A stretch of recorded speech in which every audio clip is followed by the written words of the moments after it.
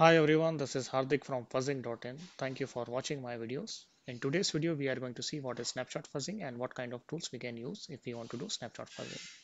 We will first see how can we configure a Windows VM for kernel debugging, and then we will see how can we take snapshot of that particular VM using a script called Bdump.js using Windbg. After that, we will see how can we compile and install WTF on our system, what kind of harness we need to write if we want to fuzz a simple program. The simple program in our case is time variable C program, which we have been fuzzing in past videos using various fuzzers like EFL, WinIFL, or LibFuzz or HonkFuzzer. Then we will see how can we run WTF and what kind of crashes we can get using that. So let's start. For snapshot based fuzzing, we will require two systems. One will be a host system and second one will be a guest system. We will use any of the virtual machine environment, like we can use Hyper-V or we can use VirtualBox or we can use VMware. In this case, I am going to use Hyper-V. I have already set up a Windows 11 VM on my Hyper-V and my host system is also running Windows 11. There are a few things to notice before you take a snapshot or before you use snapshot-based fuzzing using WTF. The first thing is that system configuration. So you need to make sure that your system has 4 GB of RAM. In my case, you can see it has 4 GB of RAM, because what happens is that when you take a snapshot, if you have more RAM, the size of the snapshot will be more. So just try to keep it around 4 GB. Also, please try to have one processor only on which you want to take snapshot. That will avoid any unnecessary issues.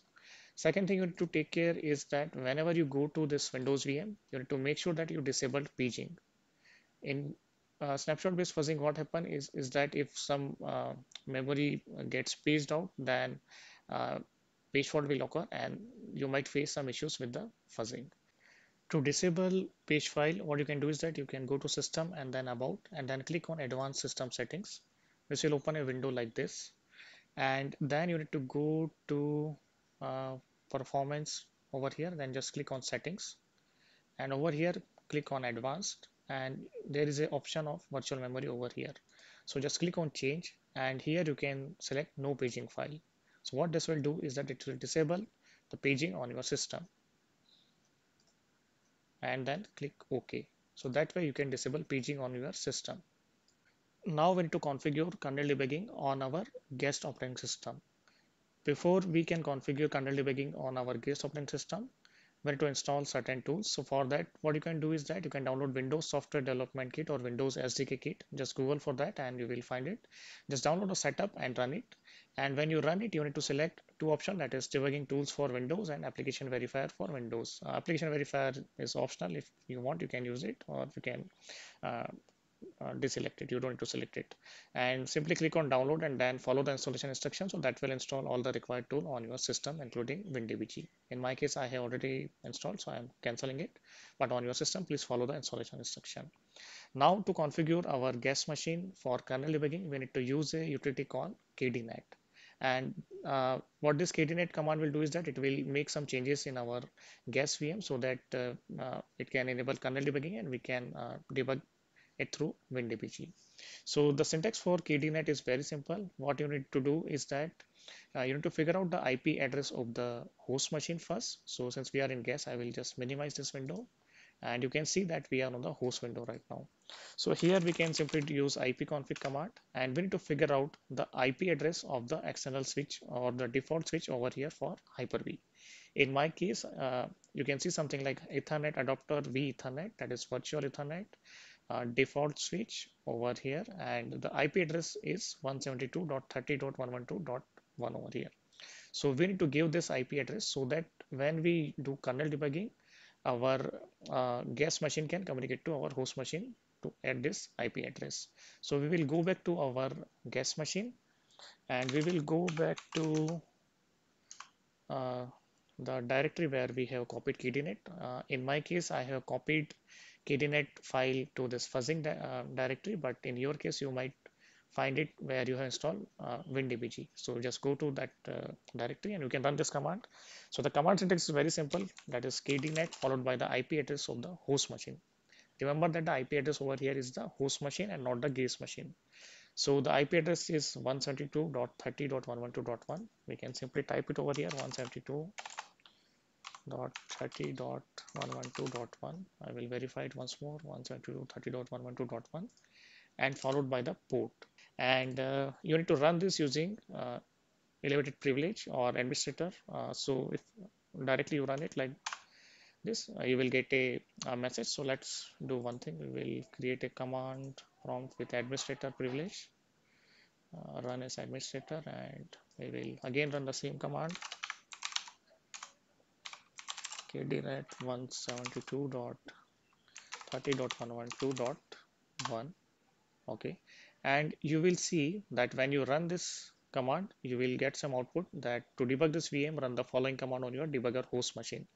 So you can see we can simply start Windbg followed by -k nat port 5364, and then there is a key. So this key is important. We need to use this key on our host machine, and then you can simply shut down, and you can use this command shutdown -r-t-0. So what this will do is that it will reboot the system. Now let's go back to our host machine and we'll start Windbg. So remember that you cannot use Windbg preview version over here. There are certain issues with the snapshot. So you might not get Bdump.js script working on your system. If it works, then you might face some issues with the WTF Fuzzer. So I will recommend that you use the old Windbg and not the Windbg preview. So in my case, I have opened this Windbg, and when you open Windbg, you need to go to file and then select kernel debug, and you can see that the port number is 50,000 here, and now we need to enter the key. This key is this one which we got after running kdnet. So I will simply type this key over here. Give me a moment. Okay, so I have copied the key over here. Port number is by default 50,000. We have selected entity, that is NAT over here. Now we can simply run this command, that is shutdown -r-t 0, and you can see that our guest machine is restarting. So, and when we open Windbg, we can see that our Windbg had started giving up some messages. Program is our demo level C program. I will close it. I will come back to it later. And you can see that our machine has started. Now what we need to do is that we need to pause our debugging. We can use break, control break, or we can simply click over here. And now what we will do is that we need to run few commands so that we can set a breakpoint on our executable which we want to fuzz. So for that we need to run two commands. The first one is gflag plus ksl, and the second command is sxc underscore ld wtf underscore tease.exe. This wtf tease.exe is our damn vulnerable C program which I have slightly modified. I will walk you through the code, and I have compiled it to this file. So what this will do is that as soon as this program gets loaded, a breakpoint will trigger, the execution will stop over here, and then we can set up some breakpoint, we can set up some symbol, etc. Over here. So let me go through the code for this first, and then we will come back how can we take a snapshot for this. So as you can see, here is the source code for WTF underscore test.c program. This is more or less our damn vulnerable C program. You can see that everything is same. There are some changes which I have made over here in the process image function. If you are following my videos, you can easily figure out what this function does or what this program does. So I will not spend much time. You can see that over here it is trying to open a file, and then these are the changes which I have made. So what it does is that it will basically figure out the size of the file first, then it will allocate a memory based on the file size, and then it will read all the contents inside the file to this newly allocated memory buffer, and then it will simply do a typecasting so that the image buffer will have all the data which is which it has read from the file, and then rest of the program is same. It will simply add image width and image height, it will allocate memory, and it will do a lot of operation which you can see contains a lot of vulnerabilities. So if you are not comfortable with this program, I will recommend you to go to my channel and look at any of the previous videos, that will give you more idea. There is one more change I have made over here is that I have added a get ch function over here. What it will do is that it will simply wait for uh, user to press any key, and then it will call this process image function. Why I have added this is because we need to use a tool called lock memory to avoid any of the paging issues. For that I have added that, but we already have disabled paging, so that is fine. But I will also show you how can we use lock memory tool so that this does not causes any page fault in our program. So now let's go back to our Windbg. So you can see that we have run this command. It is sxc that then ld wtf taste, and we can simply do g. So it will start, uh, it will run our guest VM again. And now what we can do is that I have compiled that program and I have created a binary. So I will go to fuzzing WTF targets paste WTF. So here you can see that it follows a specific structure, but right now don't focus on that. I will come back to that later. We are only concerned about this WTF taste.exe, and then there should be one inputs directory. So if you go inside inputs directory, you can see that there is one file that is 1.img. And now what we can do is that we need to run this program, that is WTF underscore taste and followed by inputs and 1.img. So as soon as you hit enter, you will see that our WinDBG has stopped over here, and there is some error over here. So I think this will not work. If you face this error like loading user symbol or PB address is null, it means that there is some issue. So if you do WTF taste and main, if you try to print the address of this, you will get this error. It means that there is some issue. So what you can do is that you can run certain command like sim noisy uh, that will help you to debug what is the issue with the symbol. And let's try sim path plus if and see if it fix our issue.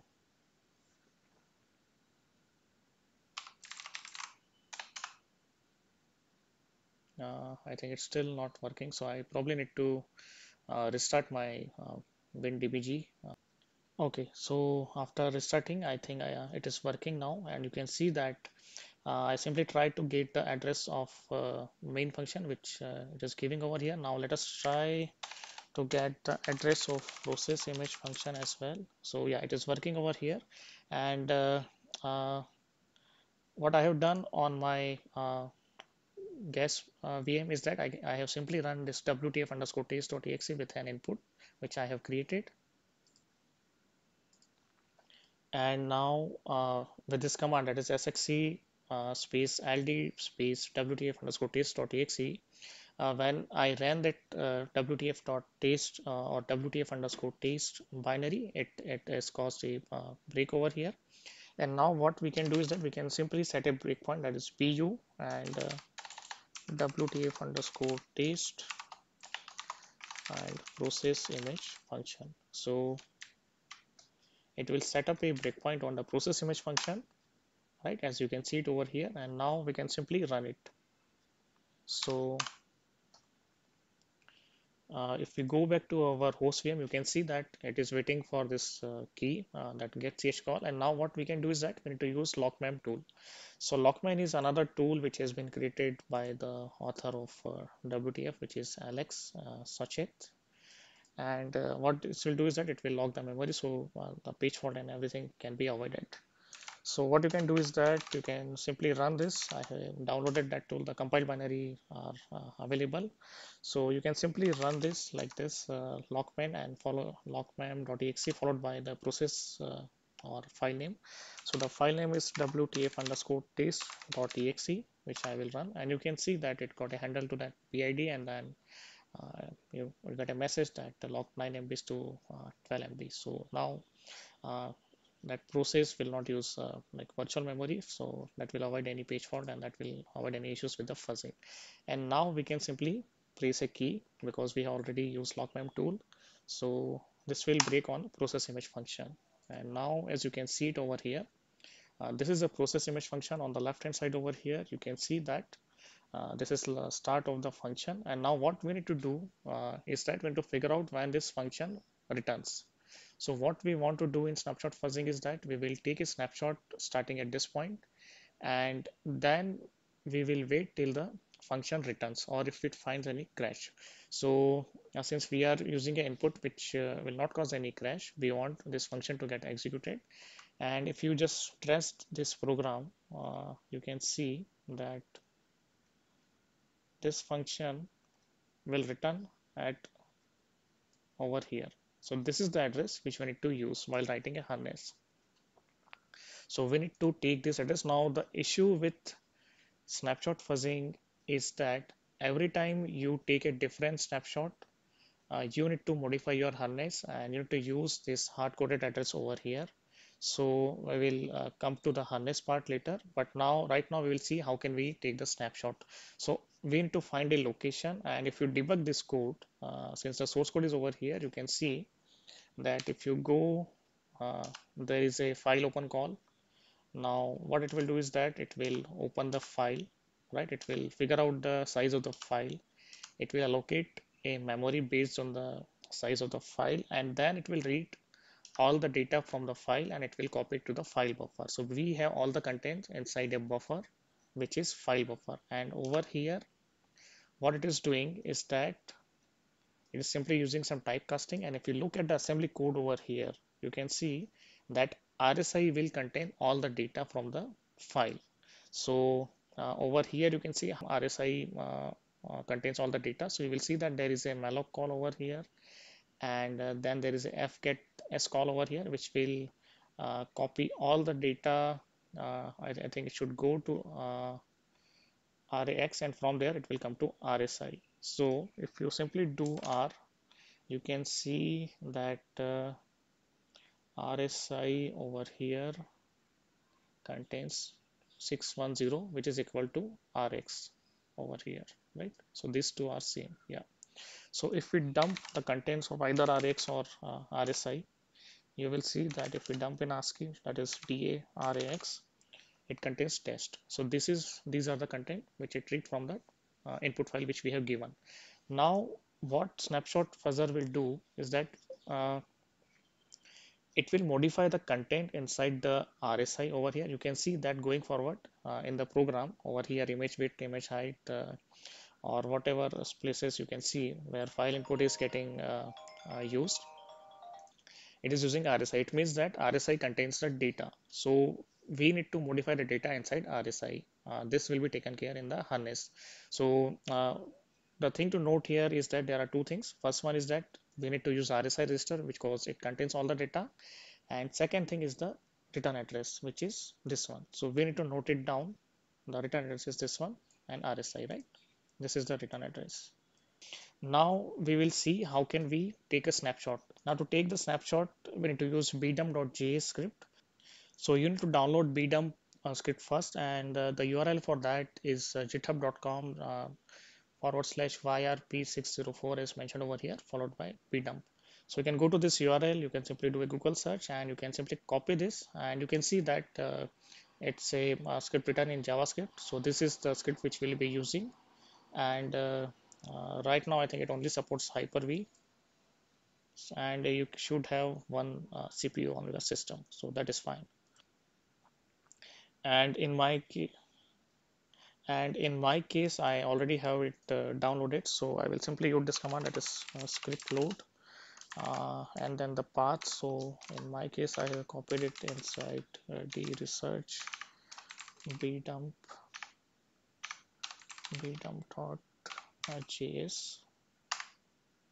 Okay, there is some typo.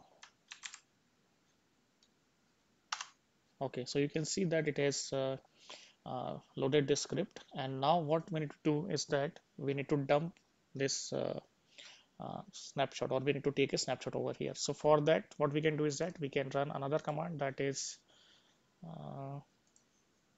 so the command to take the snapshot is bdump_full, and followed by the directory where you want to save the snapshot. So in my case uh, let's see, I want to save it inside.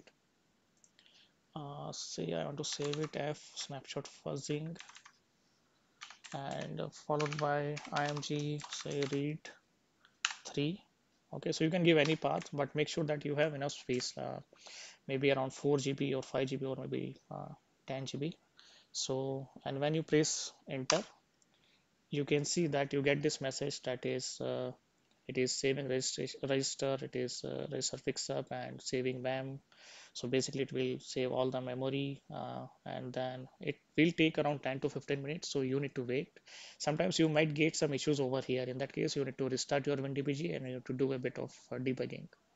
So I'm stopping this video and I will come back once the snapshot is finished. Okay, so you can see that our dump has successfully been written, and I think it is somewhere around 4 GB. It took like 2 minutes and 5 seconds, and it has been saved in app snapshot fuzzing img read 3. So if we go to this directory, let's see what kind of data is present over there. So you can see that there is one mem.dump, which is the memory dump, and then there is a register.json file. So this will basically, it will save all the register detail, whatever value the register had at that time. As you can see, like rx and rsi were same. It contains the data which our program reads from the file, and yeah, and there are some flags and all over here. So you can have a look at this file on your system. The values might be different, but that is fine. So this is the snapshot which we have taken, and now what we need to do is that we need to feed this snapshot. So this memory dump, right, it contains the uh, code that's particular you can say process image function where we take a snapshot, and now we'll fuzz it.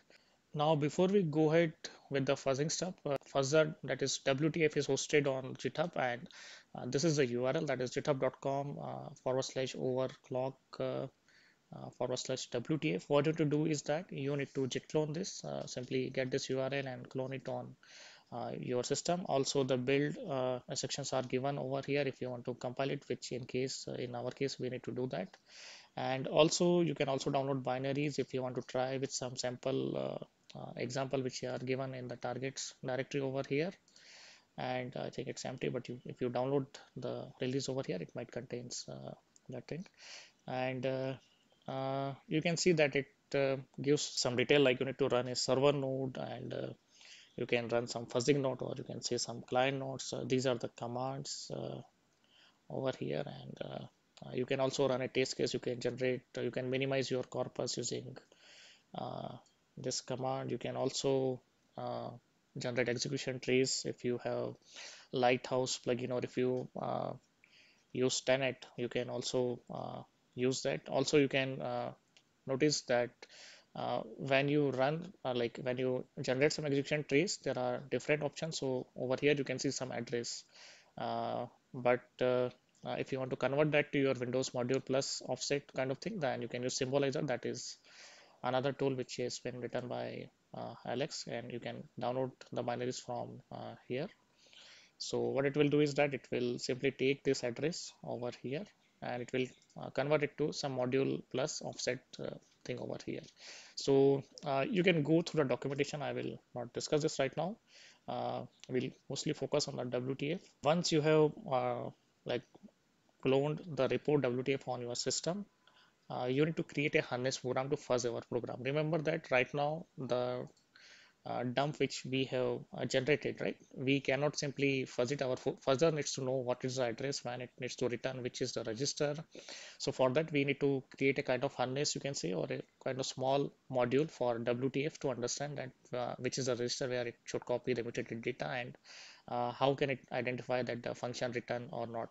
So now we will create a small harness, and for that let's go to WTF source code and we will see what changes we need to make.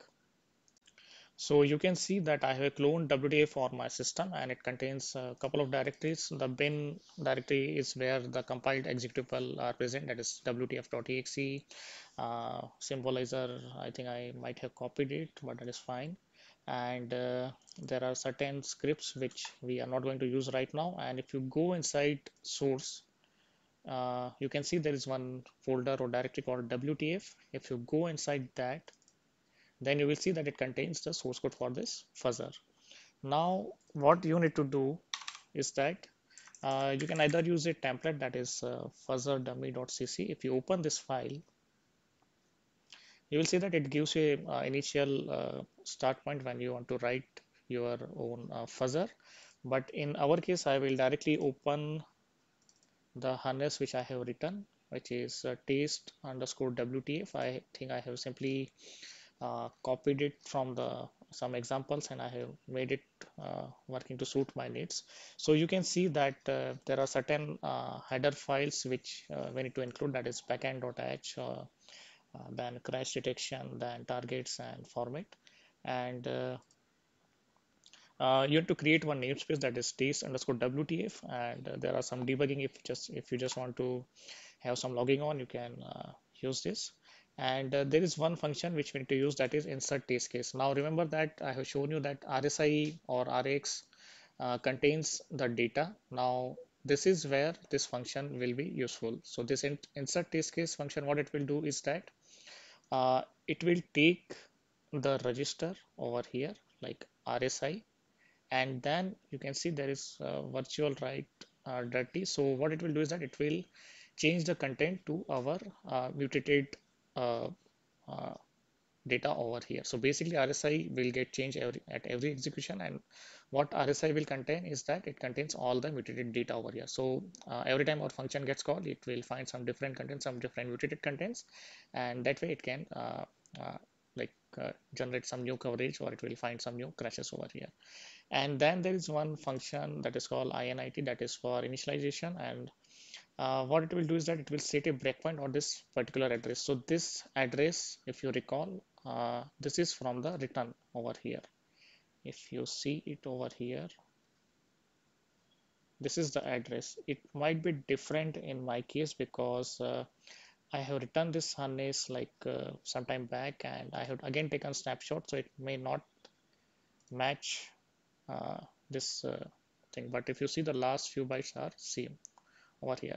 So every time you take a new snapshot, make sure that you update this breakpoint over here. You have to update the address of that return uh, function over here. The process image function return address should be updated over here. Otherwise, you will not be able to fuzz your program. And there are some debug print which I have added, like process image finish. So when the control reaches over here, it means that our process image function has executed successfully. It did not find any crash or any hang. So it will again move back. It will restore the state, and uh, it will again try to fuzz it with some mutated data. And there is one more function, that is setup user mode crash detection. So if you want to fuzz for like kernel mode, you need to make some changes to this program. But right now, just to keep it simple, simply copy and paste and use this. And once you get some knowledge or idea about snapshot fuzzing, then you can go ahead and modify that. And then we are returning true. So this is a very small harness, and you can see that we are registering the target over here, that is taste WTF, that is the like fuzzer name, or you can say harness name or module name inside WTF, whatever you want to say. Then there is init, and there is insert test case function over here. So this is a simple harness, and you need to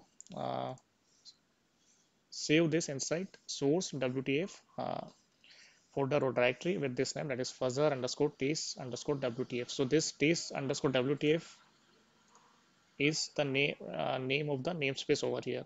I think it should match, otherwise your function will not, your program will not compile. And now that we have created our own harness program, our own module for WTF, we need to compile. So we need to build WTF again. And for that, what we will need is that we need to run Visual Studio command prompt. So let's run, we need to open developer command prompt for Visual Studio. In my case, I have Visual Studio 2022, and we can go to the directory WTF, and we can go to source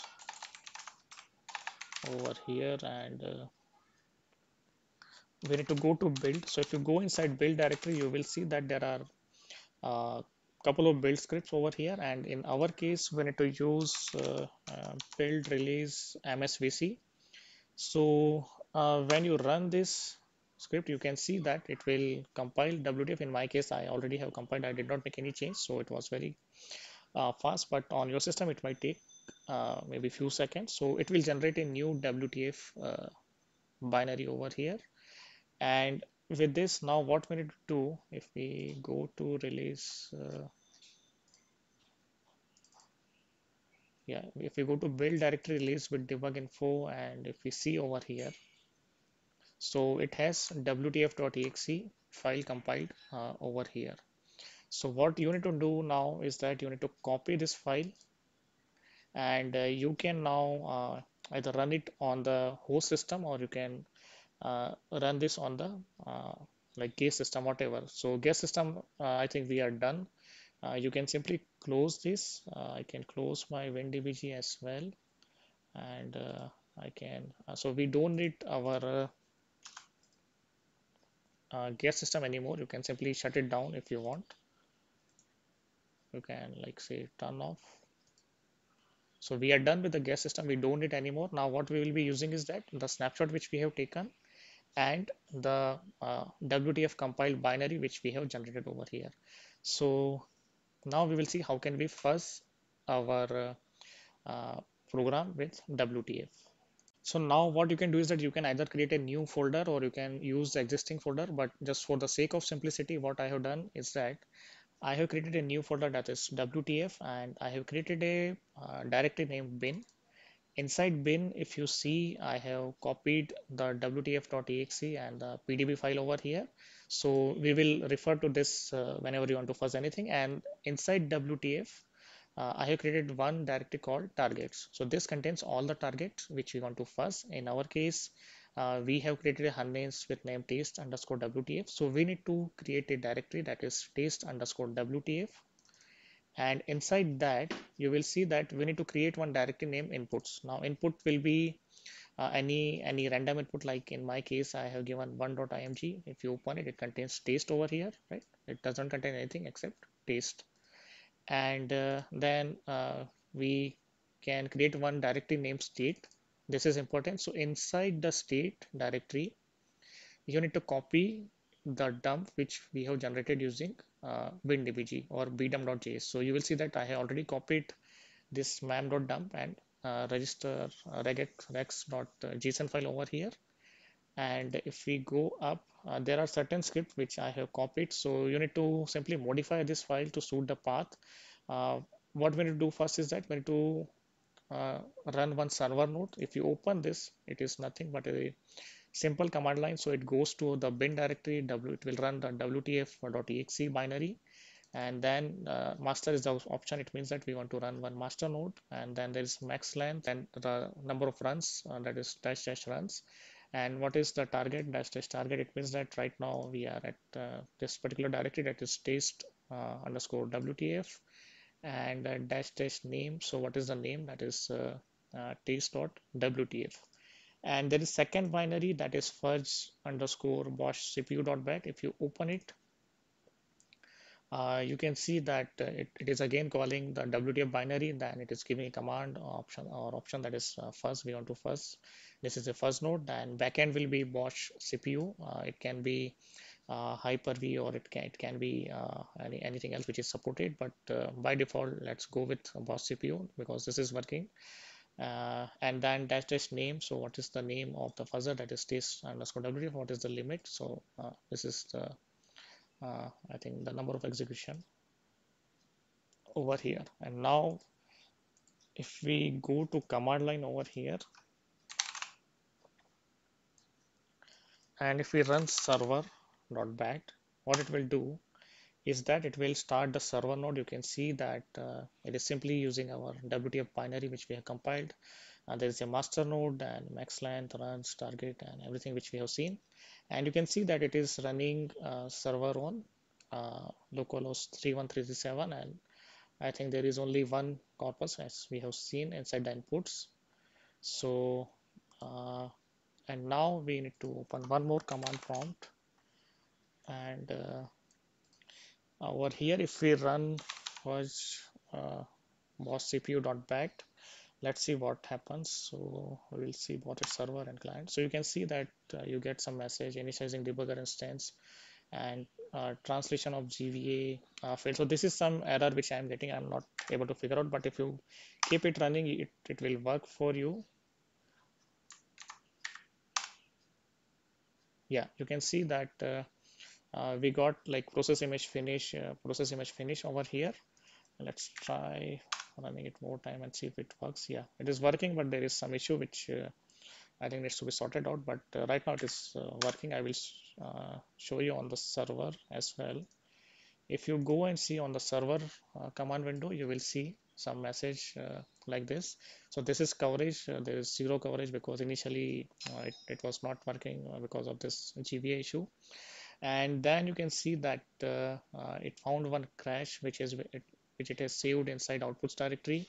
Then you can see that the coverage has increased over here, that is 21.329, and then again it had some issues. Then again over here you can see, and then you can see the coverage has increased over here like 31349. So corpus count is also getting increased. Initially it was like 1, then 3, then 6. Over here it found few crash as well over here, and there are like some issues, so I like continuously need to keep it running.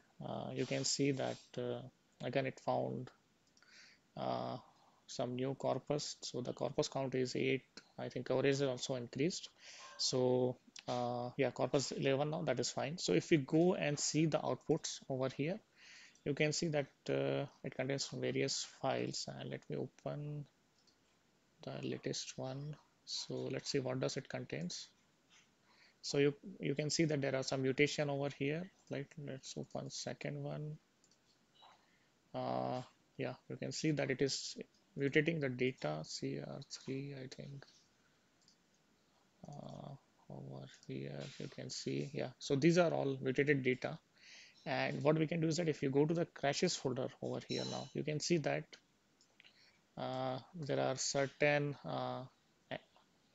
crashes. So there is one which is divide by 0, right? And you can see there is null over here. So yeah, that most likely divide by 0. Then this is null over here. There is one more, yeah, over here. This is also causing, you can see the input is getting mutated. If you recall the initial file, it contains the test, yeah, over here, and over here, yeah, you can see. So this is how uh, it's working. And uh, I can cancel. You can simply cancel using Control C. Just press yes, and yeah, that is it. So there are few more option, like how can we use symbolizer, or how can we get the coverage traces, that we will see in the next video. So in this video we have seen what is WTF Fuzzer, how can we enable kernel mode debugging on a guest system, how can we take snapshot using Bdump.js, and how can we fuzz a simple C program, how can we write a harness for that. I hope that you have liked my video. Please like, subscribe and share my channel. That will help me to create more such videos. Till the next video, stay safe, enjoy, and goodbye. Thank you.